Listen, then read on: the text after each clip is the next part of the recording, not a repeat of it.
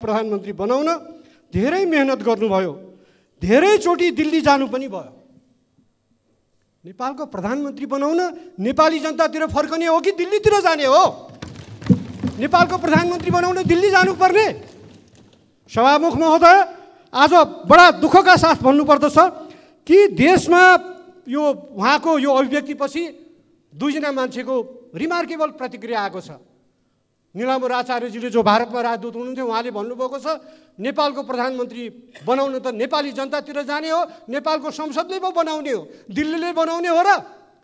पूर्व प्रधानमन्त्री गिरिजाप्रसाद कोइरालाको शोकेस सचिव हरिजीले पनि भन्नुभएको छ कि वास्तवमा प्रधानमन्त्रीको अभिव्यक्तिले देशको स्वाभिमान, देशको गरिमा होचो बनायो, देशको गरिमा गिर्यो भनेर।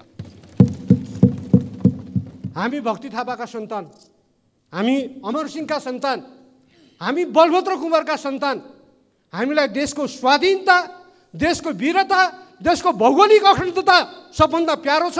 त्यसको लागि हामी मर्न पनि तयार थियौँ।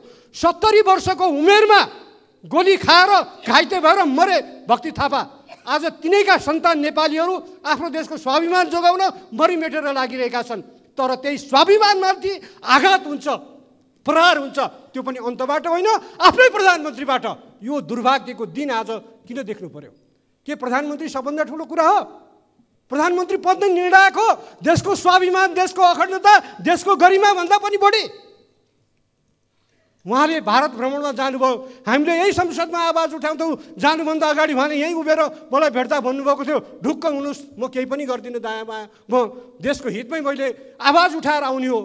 तर हामीले बारम्बार भन्यौँ इपिजीको प्रतिवेदन बुझिएको छैन, इपिजीको प्रतिवेदन बुझाउने कुरा त्यहाँ तपाईँले उठाउनु होला, बुझ्ने वातावरण बनाउनु होला। तर उहाँले आएर फर्केर आएर के भन्नुभयो भन्दाखेरि इपिजीको कुरा उठाउँदा वातावरण धमिलिने भएको हुनाले मैले त्यो विषय नै उठाइनँ, त्यसलाई हाइलाइट नै गरिनँ। उहाँले 1950 को सन्धि बारे केही बोल्नु भएन। 70 वर्षको उमेरमा प्रधानमन्त्री भएको मनमोहन अधिकारीले दिल्लीमा गएर टेबल ठोकेर राखेको प्रस्तावलाई उहाँले थाङ्नामा छोडेर आउनुभयो। सुस्ताको कुरा उठेन, कालापानी लिम्पिया धोरा र लिपुलेकको कुरा उठेन। अनि भन्नुहुन्छ 10,000 मेगावाटको कुरा। सभामुख महोदय, म पनि प्रधानमन्त्रीको डेलिगेसनमा एकचोटि दिल्ली गएको हुँ। त्यसबेला मसँग अनौपचारिक भेटघाटमा के भन्थे, त्यहाँ भारतीय पदाधिकारीहरूले भने तपाईँहरू